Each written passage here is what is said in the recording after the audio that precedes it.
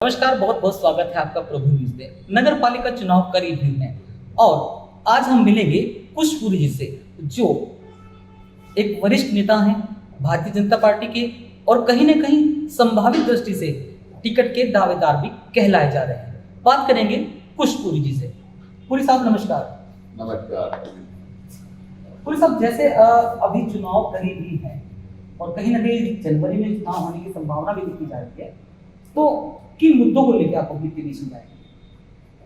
देखिए, एक जो मुजफ्फरनगर के लिए मेरी एक अवधारणा है, एक सोच है, वो एक ऐसे मुजफ्फरनगर की है जो आने वाले समय में एक महानगर बनने वाला है, जो स्वच्छ भी हो, स्वस्थ भी हो, समृद्ध भी हो और जीवंत भी हो, जो पर्यावरण के प्रति सजग भी हो, जहाँ यातायात सुगम हो, जहाँ वातावरण स्वच्छ हो, लोगों को एक बेहतर जीवन शैली मिले।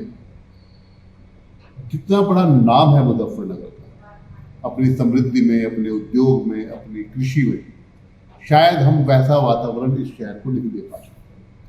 तो मैं जो समझता हूँ कि जो एक सोच, एक विजन इस शहर के लिए मैं लेके चला हूँ, वो यही है कि एक स्वच्छ, स्वस्थ, जीवंत और समृद्ध एक महानगर मुजफ्फरनगर विकसित हो, जिसमें हमारे आने वाली जो पीढ़ी है वो यहाँ रहकर काम करने को उत्सुक हो। जो पीढ़ी यहाँ से बाहर चली गई है वो शहर में वापस आए और इसकी समृद्धि में, इसके विकास में योगदान दे। पुरी साहब, एक बात मैं आपसे पूछना चाहूंगा। अभी पिछले लगभग 10 वर्षों से भाजपा की सरकार है, केंद्र में भी, उत्तर प्रदेश में। बावजूद उसके मुजफ्फरनगर को ऐसा क्या मिला है सरकार से? आज अतिक्रमण वही का वही है, लोग जान से जूझ रहे हैं और कहीं ना कहीं मीडिया से जब भी कोई नेता रूबरू होता है तो वह कहता है कि मैं यही सब दूंगा जो लगभग आपने कहा है। बावजूद उसके यहाँ मुजफ्फरनगर को कुछ भी नहीं मिला है। क्या कहेंगे इसके बारे में? देखिए, जो आपने बिल्कुल सही कहा कि देश में पिछले 8 वर्षों से और प्रदेश में लगभग 6 वर्षों से भारतीय जनता पार्टी की सरकार काम कर रही है और बहुत ही शानदार काम कर रही है, मैं ये कहूँगा। और इन वर्षों में कई नए मानदंड स्थापित किए हैं हमारी सरकार, चाहे वो स्वच्छ भारत अभियान से लेकर, हम पिछले किसी भी कार्यकाल पर नहीं जा रहा हूँ, आज देश बहुत तेज़ी से बदल रहा है। मुजफ्फरनगर को बहुत तेज़ी से अगर बदलना है तो उसे एक सही नेतृत्व की आवश्यकता है और मैं ये उम्मीद करूँगा कि शहर को एक सही नेतृत्व मिलेगा। मैं प्रभु से प्रार्थना भी करूँगा कि जिस व्यक्ति को भी इसका नेतृत्व मिले, वो इस शहर को बदलने के लिए, इस शहर की सोच को बदलने के लिए, इस शहर के को मोटिवेट करने के लिए काम करे। देखिए, जब तक जिस पद पर, देखिए, प्रधानमंत्री मुजफ्फरनगर की व्यवस्था नहीं सुधारेंगे, मुख्यमंत्री नहीं सुधारेंगे, मंत्री नहीं सुधारेंगे, कौन सुधारेगा? वो जो 50 वार्ड मेंबर या 55 वार्ड मेंबर अगर आएंगे, वो 55 वार्ड मेंबर और चेयरमैन और जो भी हमारी प्रशासनिक व्यवस्था है उसमें, चाहे वो ईओ है, चाहे वो सारी जो प्रशासनिक व्यवस्था इसमें लगती है, उस व्यवस्था को दुरुस्त करके खड़ा करना होगा। हमें अपने डोमेन्स में सही ढंग से काम करना होगा।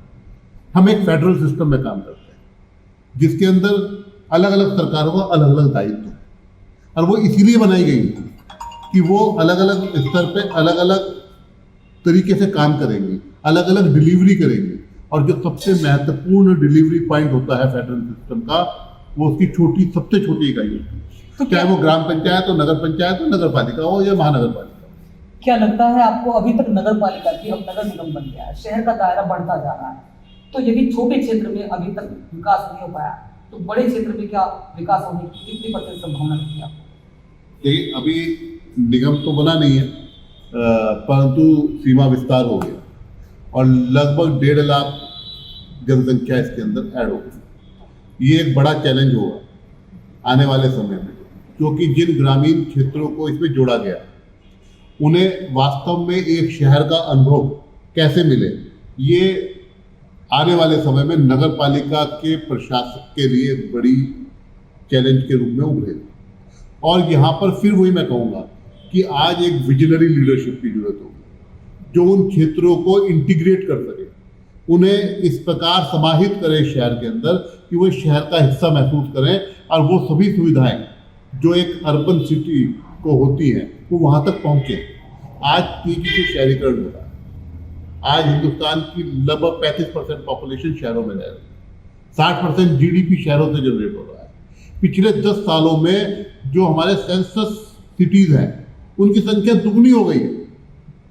तो हमें कहीं ना कहीं आज जनता की जो अपेक्षाएं, जब कोई क्षेत्र शहरी क्षेत्र से जुड़ता है तो वो ये अपेक्षा करता है कि उसकी जीवन शैली बेहतर हो। लोग गांव से शहर की तरफ, शहर से महानगर की तरफ जाते हैं, किस लिए? कि वहाँ रोजगार अधिक होगा, वहाँ जीवन शैली बेहतर होगी।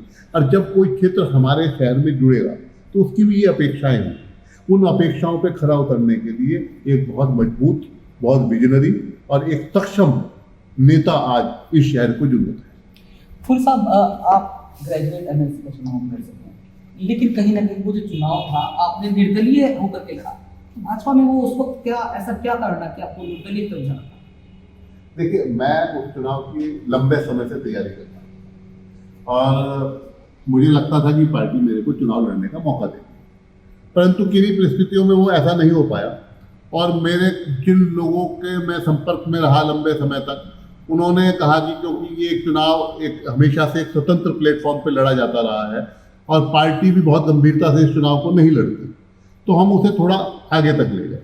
परंतु जब पार्टी के शीर्ष नेतृत्व ने मेरे से इस चीज़ का आग्रह किया कि आपको ये चुनाव नहीं लड़ना है और पार्टी के साथ ही रहकर पार्टी की नीतियों को आगे बढ़ाना है, तो मैंने पार्टी के पक्ष में निर्णय लिया। पार्टी ने कहा कि हम गंभीरता से इस चुनाव को लड़ रहे हैं और हम अपने प्रतिनिधि को वहाँ भेजना चाहते हैं, तो मैंने पार्टी के साथ सहमति जताई और मैंने अपना नाम विड्रॉ कर दिया।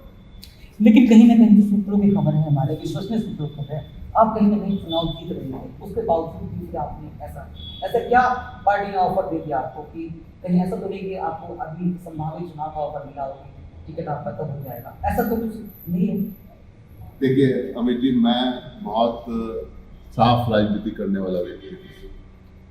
पार्टी ने ना तो मैंने पार्टी से कोई आश्वासन मांगा, ना पार्टी ने मुझे कोई आश्वासन दिया।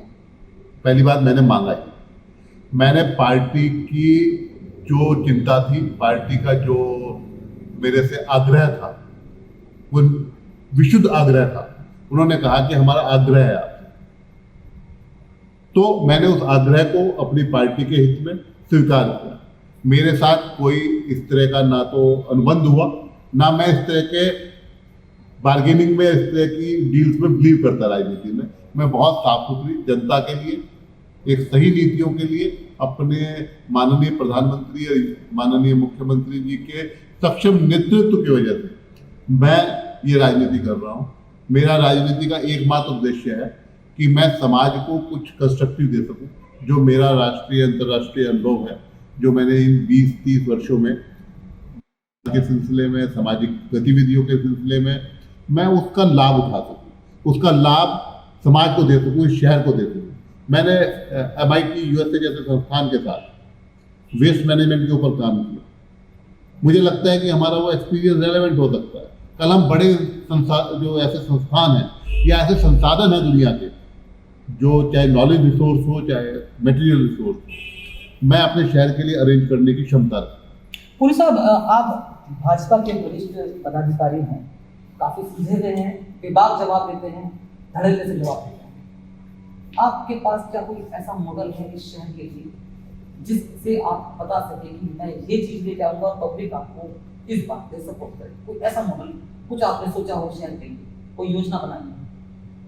देखिए अमित जी, मेरी योजना तैयार है, पर वो योजना जब समय आएगा मैं वो योजना सबके सामने रखूँगा। मैं कोई भी राजनीति, किसी भी, अगर मैं चुनाव की तैयारी करता हूँ, मैं उसका पूरा होमवर्क करता हूँ। मैंने शहर के जो समस्याएं हैं उन पे गहन शोध किया है, गहन चिंतन किया है, और उस चिंतन के आधार पे मैंने एक योजना बनाई। उसे कह लीजिए कि एक तरह का एक मैनिफेस्टेशन है, मैनिफेस्टो क्रिएट करेंगे, वो तैयार है। मेरा एक व्यक्तिगत संकल्प होगा कि अगर मेरे को ये मौका मिलता है तो मैं शहर को किस तरीके से बेहतर करने का प्रयास करूंगा लोगों के सहयोग के साथ, जिसमें आपका, मेरा, सभी लोगों का जब तक एक सक्रिय कंट्रीब्यूशन नहीं होगा, जब तक हम उन लक्ष्यों को प्राप्त नहीं कर सकते। ये मेरा विश्वास है और उसके लिए मुझे अपने आसपास के सभी लोगों को मोटिवेट करना होगा और उस विषयों से उन्हें जोड़ना होगा। ये एक सच्चाई है, क्योंकि अगर आज प्रधानमंत्री जी भी कुछ चीज़ों को हासिल कर पाए हैं, बड़ी चीज़ों को हासिल कर पाए हैं, वो जनता के सहयोग से। आज उन्होंने इस देश को ODF कर दिया, खुले में शौच मुक्त कर दिया, शायद आज से 10 साल पहले किसी ने सोचा नहीं था। तो उनका संकल्प था, उनकी शोध था उसमें। और जब उन्होंने उस संकल्प को लिया तो उन्होंने इस देश को करके दिखा दिया। उन्होंने हर घर तक जल पहुंचाने का संकल्प लिया, तो आज वो हासिल हो रहा है। अगले 2 वर्षों में इस देश के हर घर में जल होगा। अगर उन्होंने बिजली पहुंचाने का संकल्प लिया तो बिजली पहुंची। पहले आपको अपने विषय तो पहचानने पड़ेंगे ना। हमने वो विषय पहचाने हैं, हमने उस पर शोध किया, इस शहर की समस्याओं पर शोध किया, चाहे वो यातायात का विषय हो, चाहे वो सॉलिड वेस्ट मैनेजमेंट का विषय हो, चाहे वो एयर पॉल्यूशन का विषय हो, चाहे वो बाजारों में आज जो हम कहते हैं ना, बाजारों में ग्राहक नहीं पहुंच रहा, मैंने उन विषयों तक शोध किया है कि उन पर क्या काम करना है, या जो आने वाली भविष्य की योजनाएं हैं।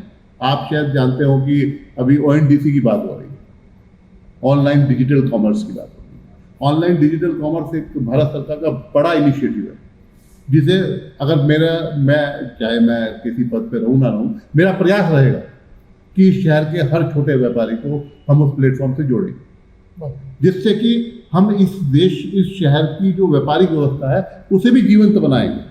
जो ऑनलाइन का एक चैलेंज आ रहा है, उससे लड़ने की क्षमता पैदा करेंगे बाजारों के अंदर। बाजार भी समृद्ध होंगे, सड़कें भी सुगम होंगी और वेस्ट मैनेजमेंट भी होगा। यही एक सपना है। उसके लिए क्या कार्य योजना है, वो समय आने पे मैं आपके साथ शेयर करूँ। तो दोस्तों, ये थे कुछ पुरी, भाजपा के वरिष्ठ पदाधिकारी हैं और सुलझे हुए हैं, विभाग बोलते हैं, अपनी बात धड़ल्ले से कहते हैं। जुड़े रहिए आप मेरे साथ और देखते रहिए प्रभु न्यूज, क्योंकि अभी जो पुष्पपुरी जी ने हमें बताया है, इनके पास है गोपनीय योजना मुजफ्फरनगर के लिए। यदि पार्टी इन पर विश्वास जताती है तो वो कोई गोपनीय योजना मुजफ्फरनगर के लिए लेकर आएंगे। बने रहिए मेरे साथ, मैं हूं अमित।